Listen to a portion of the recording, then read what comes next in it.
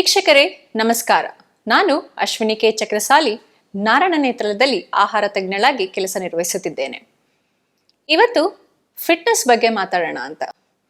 ಯಾವಾಗಲೂ ಫಿಟ್ನೆಸ್ ಅಂತ ಬಂದಾಗ ನಾವು ಎಕ್ಸಸೈಸ್ ಮಾಡಬೇಕು, ವಾಕ್ ಮಾಡಬೇಕು, ನಾನು ವಾಕ್ ಮಾಡ್ತಾ ಇದ್ದೀನಿ, ಜಿಮ್ಗೆ ಹೋಗ್ತಾ ಇದ್ದೀನಿ ಅಂತ ಎಲ್ಲರೂ ಹೇಳ್ತೀವಿ.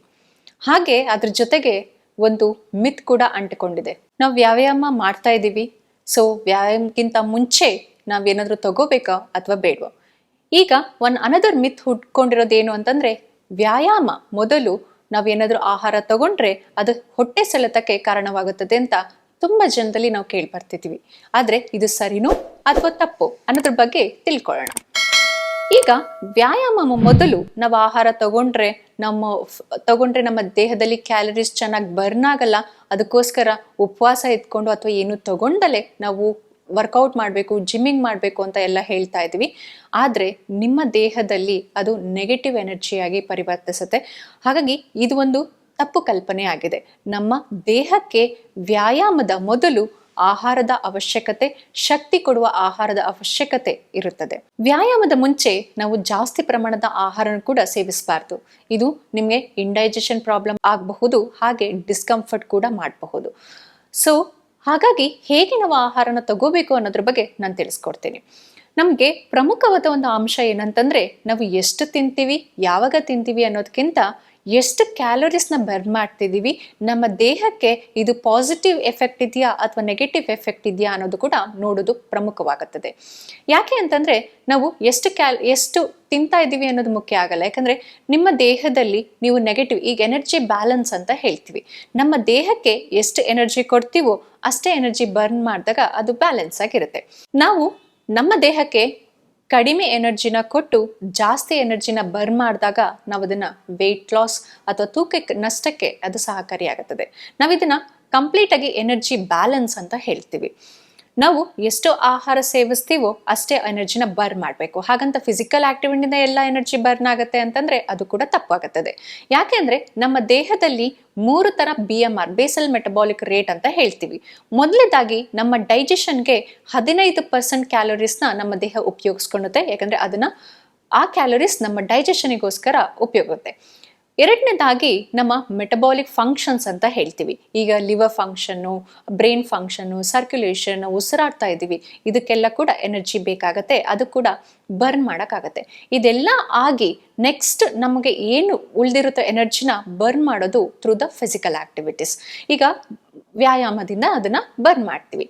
ಈ ವ್ಯಾಯಾಮ ಮಾಡಬೇಕಾದ್ರೆ 2 ಟೈಪ್ ವ್ಯಾಯಾಮನ ಮಾಡ್ತಾ ಇರ್ತೀವಿ. ಈ ಎರೋಬಿಕ್ ಅಂತ ಹೇಳ್ತಾರೆ, ಆನೊರೋಬಿಕ್ ಅಂತ ಹೇಳ್ತಾರೆ. ಇದು ಏನು ಅಂತ ಹೇಳಿದಾಗ, ಎರೋಬಿಕ್ ಅಂದ್ರೆ ಕಾರ್ಡಿಯೋ ವರ್ಕೌಟ್ ಅಂತ ಹೇಳ್ತೀವಿ.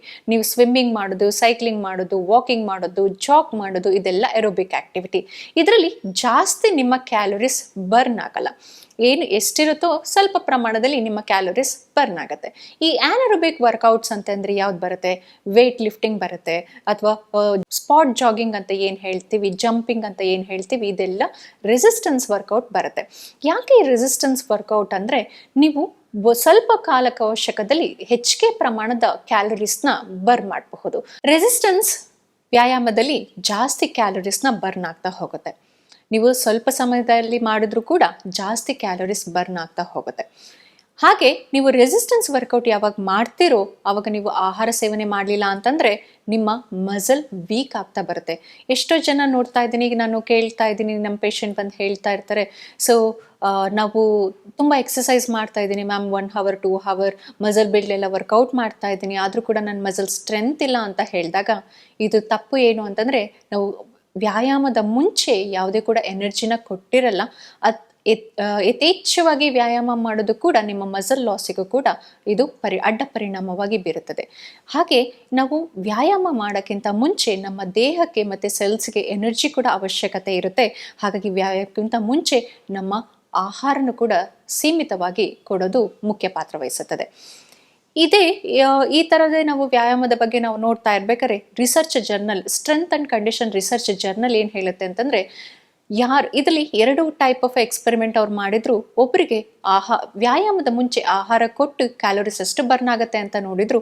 ಇನ್ನು ಕೆಲವರಿಗೆ ವ್ಯಾಯಾಮದ ಮುಂಚೆ ಯಾವುದೇ ಥರ ಆಹಾರ ಕೊಡದೇ ಇಲ್ಲದೆ ಇವರು ಯಾವ ಥರ ಎನರ್ಜಿ ಬರ್ನ್ ಆಗುತ್ತೆ ಅಂತ ನೋಡಿದಾಗ ಇದು 10% ಅಷ್ಟು ಕ್ಯಾಲೋರೀಸ್ ಬರ್ನ್ ಆಗುತ್ತೆ. ಅದು ಪ್ರೋಟೀನ್ ಮುಖಾಂತರ ನಿಮ್ಮ ಮಸಲ್ ವೀಕ್ ಮಾಡುತ್ತೆ. ಯಾರ ಪರ್ಸೆಂಟೇಜಲ್ಲಿ ಅಂತಂದರೆ ಯಾರು ವ್ಯಾಯಾಮದ ಮುಂಚೆ ಆಹಾರ ತಗೊಂಡಿರಲ್ವೋ ಅವರಿಗೆ ಮಸಲ್ ಲಾಸ್ ಆಗ್ತಾ ಬರ್ತಾ ಇರುತ್ತೆ. ಯಾರು ವ್ಯಾಯಾಮದ ಮುಂಚೆ ಆಹಾರ ತಗೊಂಡಿರ್ತಾರೋ ಅವರು ಸರಿಯಾದ ಪ್ರಮಾಣದಲ್ಲಿ ತೂಕ ಮತ್ತು ಫ್ಯಾಟ್ ಬರ್ನಿಂಗ್ ಕೆಪಾಸಿಟಿ ಮತ್ತು ಕ್ಯಾಲರೀಸ್ ಕೂಡ ಕಮ್ಮಿ ಆಗ್ತಾ ಬರುತ್ತೆ. ಇದರಿಂದ ನೋಡಿದ್ವಲ್ಲ, ನಾವು ವ್ಯಾಯಾಮದ ಮುಂಚೆ ಆಹಾರದ ಅವಶ್ಯಕತೆ ಇರುತ್ತೆ. ಯಾವಾಗಲೂ ನಾವು ವ್ಯಾಯಾಮದ ಮುಂಚೆ ಸ್ವಲ್ಪ ಆಹಾರವನ್ನು ಕೊಡೋದು ಕೂಡ ಬಹುಮುಖ್ಯ ಪಾತ್ರ ವಹಿಸುತ್ತದೆ. ಉದಾಹರಣೆಗೆ ಯಾಕೆ ನಮಗೆ ಆಹಾರ ಬೇಕು ಅಂತ ಹೇಳಿದಾಗ, ನಾವು ಈಗ ಗಾಡಿನ ಓಡಿಸ್ತಾ ಇರ್ತೀವಿ. ಈಗ ಗಾಡಿ ಓಡಿಸಿದಾಗ ನಮಗೆ ಪೆಟ್ರೋಲ್ ಎನರ್ಜಿ ಅಂತ ಹೇಳ್ತೀವಿ. ನಮ್ಮ ಗಾಡಿನ ಓಡಿಸ್ಬೇಕಾದ್ರೆ ಪೆಟ್ರೋಲ್ ಹಾಕಿದಾಗ ಅಷ್ಟೇ ಗಾಡಿ ಓಡುತ್ತೆ ಹೊರತು ನಾವು ಪೆಟ್ರೋಲ್ ಇಲ್ಲದಲೇ ಗಾಡಿ ಮೂವ್ ಕೂಡ ಆಗಲ್ಲ. ಹಾಗೆಯೇ ನಮ್ಮ ದೇಹವು ಕೂಡ ಯಾವಾಗ ನಾವು ಎನರ್ಜಿನ ಕೊಡ್ತೀವಿ, ಹಾಗೆ ನಮ್ಮ ದೇಹವು ಕೂಡ ಸಮತೋಲಿತವಾಗಿ ಕಾರ್ಯನಿರ್ವಹಿಸಲು ಸಹಕಾರಿ ಮಾಡುತ್ತದೆ. ನಾವು ಯಾವಾಗ ಆಹಾರ ಸೇವನೆ ಮಾಡಬೇಕು ವ್ಯಾಯಾಮದ ಮುಂಚೆ ಅಂತ ಅಂದರೆ 45 ನಿಮಿಷಕ್ಕಿಂತ ಮುಂಚೆ ನಾವು ಆಹಾರ ಸೇವನೆ ಮಾಡ್ಕೋಬೇಕು. ಈ ಆಹಾರದಲ್ಲಿ ಪ್ರೋಟೀನ್, ಕಾರ್ಬೋಹೈಡ್ರೇಟ್ ಕೂಡ ಹೊಂದಿರಬೇಕಾಗತ್ತೆ. ಯಾಕೆ ಅಂತಂದರೆ ನಮಗೆ ಕಾರ್ಬೋಹೈಡ್ರೇಟ್ ಇನ್ಸ್ಟಂಟ್ ಎನರ್ಜಿಯಾಗಿ ಕೊಡುತ್ತದೆ. ಹಾಗೆ ಪ್ರೋಟೀನ್ ನಿಧಾನವಾಗಿ ಕ್ರಮೇಣವಾಗಿ ನಮ್ಮ ದೇಹಕ್ಕೆ ಎನರ್ಜಿ ಕೂಡ ಕೊಡ್ತಾ ಹೋಗುತ್ತೆ. ಎರಡೂ ಕೂಡ ಬಹುಮುಖ್ಯ ಪಾತ್ರ ವಹಿಸುತ್ತೆ. ಕಾರ್ಬೋಹೈಡ್ರೇಟ್ ನಿಮ್ಮ ಸೆಲ್ಸಿಗೆ ಎನರ್ಜಿ ಕೊಡ್ತಾ ಹೋಗುತ್ತೆ. ಪ್ರೋಟೀನ್ ನಿಮ್ಮ ಮಸಲ್ಸ್ನ ಬಿಲ್ಡ್ ಮಾಡೋಕ್ಕೂ ಕೂಡ ಪ್ರಯೋಜನಕಾರಿಯಾಗಿರುತ್ತದೆ. ಹಾಗಾಗಿ ಎರಡೂ ಕೂಡ ಪೋಷಕಾಂಶ ಮುಖ್ಯ ಪಾತ್ರವನ್ನು ವಹಿಸುತ್ತದೆ. ನೀವು ಯಾವುದೇ ವ್ಯಾಯಾಮನ ಮಾಡೋದಕ್ಕಿಂತ ಮುಂಚೆ ಇದನ್ನು ಪ್ರೀ ವರ್ಕೌಟ್ ಮೀಲ್ ಅಂತಲೂ ಕರಿತೀವಿ. ನೀವು ಹಾಲು ತಗೋಬಹುದು, ಹಣ್ಣು ತಗೋಬಹುದು, ಅಥವಾ ನಟ್ಸ್, ಸೀಡ್ಸ್ ತಗೋಬಹುದು, ಫ್ಲೇವರ್ಡ್ ಯೋಗರ್ಟ್, ಮೊಸರು ಅಂತ ಏನು ಹೇಳ್ತೀವಿ ಇದನ್ನು ತಗೋಬಹುದು. ಇದರಿಂದ ಯಾವುದೇ ಥರ ಅಡ್ಡ ಪರಿಣಾಮಗಳಾಗಲ್ಲ. ನಿಮ್ಮ ದೇಹಕ್ಕೆ ಹೆಚ್ಚಿನ ಪ್ರಮಾಣದ ಪ್ರಯೋಜನಕಾರಿಯನ್ನು ಕೊಡುತ್ತದೆ ಮತ್ತು ನಿಮ್ಮ ದೇಹದಲ್ಲಿನ ಕೊಬ್ಬು ನಷ್ಟಕ್ಕೂ ಕೂಡ ಸಹಕಾರಿಯಾಗುತ್ತೆ. ಹಾಗೆ ಒಬೆಸಿಟಿ, ತೂಕ ನಷ್ಟಕ್ಕೂ ಕೂಡ ಸಹಕಾರಿಯಾಗುತ್ತದೆ. ಹಾಗೆಯೇ ನಾವು ವ್ಯಾಯಾಮದ ಮುಂಚೆ ಈಗ ಉಪವಾಸ ಇದ್ದು ಇಂಟರ್ಮೀಡಿಯೇಟ್ ಫಾಸ್ಟಿಂಗ್ ಅಂತ ಮಾಡ್ತಾ ಇರ್ತೀವಿ. ತುಂಬ ಟೈಮ್ ಉಪವಾಸ ಇದ್ದು ವ್ಯಾಯಾಮ ಮಾಡೋದು ಕೂಡ ನಿಮ್ಮ ಮಸಲ್ ಮೇಲೆ ಪರಿಣಾಮ ಬೀರುತ್ತೆ. ನೀವು ಈಗ ನೀವು ಯಾವುದೇ ಒಂದು ವರ್ಕೌಟ್ ಹೋಗೋಕ್ಕಿಂತ ಮುಂಚೆ ಒಂದು ಪ್ರೀ ವರ್ಕೌಟ್ ಮೀಲ್ ತಗೊಂಡು ನೀವು ಮಾಡುವುದು ಉತ್ತಮವಾಗಿರುತ್ತದೆ. ಹಾಗೆ ಈ ವರ್ಕೌಟ್ ಮಾಡಬೇಕಾದ್ರೆ ನಮಗೆ ವಾಟರ್ ಇಂಟೇಕ್ ಕೂಡ ಪ್ರಮುಖ ಪಾತ್ರ ವಹಿಸುತ್ತದೆ. ಇದನ್ನು ಹೈಡ್ರೇಷನ್ ಲೆವೆಲ್ ಅಂತಲೂ ಹೇಳ್ತೀವಿ. ಯಾವಾಗ ನಾವು ವರ್ಕೌಟ್ ಮಾಡ್ತಾ ಇರ್ತೀವಿ, ನಾವು ಬೆವರ್ತಾ ಇರ್ತೀವಿ, ನೀವು ನೋಡ್ಬೋದು ಯಥೇಚ್ಛವಾಗಿ ಬೆವರ್ತಾ ಇರ್ತೀವಿ. ಇದನ್ನು ನಾವು ಡಿಹೈಡ್ರೇಷನ್ ಅಂತಲೂ ಕರಿತೀವಿ. ಯಾವಾಗ ನಮ್ಮ ದೇಹದಲ್ಲಿ ಡಿಹೈಡ್ರೇಷನ್ ಆಗುತ್ತೋ ಅವಾಗ ಎಲೆಕ್ಟ್ರೋಲೈಟ್ಸ್ ಇಂಬ್ಯಾಲೆನ್ಸ್ ಕೂಡ ಆಗುತ್ತೆ. ನಾವು ಅವಾಗವಾಗ ನೀರಿನ ಪ್ರಮಾಣ ಕೂಡ ತಗೊಳೋದ್ರಿಂದ ನಮ್ಮ ಹೈಡ್ರೇಷನ್ ಲೆವೆಲ್ ಕೂಡ ಚೆನ್ನಾಗಿರುತ್ತೆ. ನಾವು ವ್ಯಾಯಾಮ ಎಷ್ಟು ಸಮತೋಲವಾಗಿ ಮಾಡ್ತೀವೋ ಅದೇ ಥರ ಸಮತೋಲಿತ ಆಹಾರನೂ ಕೂಡ ಇಂಪಾರ್ಟೆಂಟ್ ಆಗುತ್ತೆ. ಯಾಕೆ ಅಂತಂದರೆ ನಾವು ಎಲ್ಲ ಕ್ಯಾಲರೀಸ್ನು ನಾವು ದೇಹದಲ್ಲಿ ನಾವು ವ್ಯಾಯಾಮನ ಯಾವಾಗ ಮಾಡ್ತೀವಿ, 1 ಅವರ್ ಅಥವಾ 2 ಅವರ್ ಅಷ್ಟೇ ಮಾಡ್ತೀವಿ. ನಾವು 1 ಅವರ್ 2 ಅವರ್ ಮಾಡಿಬಿಟ್ಟು ನಮ್ಮ ದೇಹಕ್ಕೆ ಯಥೇಚ್ಛವಾದ ಕ್ಯಾಲೋರೀಸ್ನ ಈ ಸ್ವೀಟ್ ಆಗಲಿ ಬೇಕ್ರಿ ಐಟಮ್ಸ್ ಆಗಲಿ ತಿಂತಾನೇ ಇದ್ರೆ ಏನಾಗುತ್ತೆ, ಪಾಸಿಟಿವ್ ಎನರ್ಜಿ ಅಂದರೆ ರಕ್ತದಲ್ಲಿ ಜಾಸ್ತಿ ಸಕ್ಕರೆ ಅಂಶ ಜಾಸ್ತಿ ಆಗ್ತಾ ಹೋದಂಗೆ ನೀವು ತೂಕ ನಷ್ಟ ಬದಲು ತೂಕ ಜಾಸ್ತಿ ಆಗ್ತಾ ಹೋಗುತ್ತೆ. ಹಾಗಾಗಿ ಎಷ್ಟು ಚೆನ್ನಾಗಿ ನೀವು ವ್ಯಾಯಾಮನ ಅಳವಡಿಸ್ಕೊಳ್ತಿರೋ ಅಷ್ಟೇ ಬ್ಯಾಲೆನ್ಸ್ಡ್ ಡಯಟ್ ಕೂಡ ಫಾಲೋ ಮಾಡೋದು ಮುಖ್ಯ ಪಾತ್ರ ವಹಿಸುತ್ತದೆ. ವೀಕ್ಷಕರೇ, ಇಲ್ಲಿ ತನಕ ವ್ಯಾಯಾಮದ ಬಗ್ಗೆ ಹಾಗೆ ಆಹಾರದ ಬಗ್ಗೆ ತಿಳಿಸ್ಕೊಟ್ಟೆ. ವ್ಯಾಯಾಮದ ಮುಂಚೆ ಆಹಾರ ಸೇವನೆಯಿಂದ ಹೊಟ್ಟೆ ಸೆಳೆತಕ್ಕೆ ಕಾರಣವಾಗುವುದಿಲ್ಲ.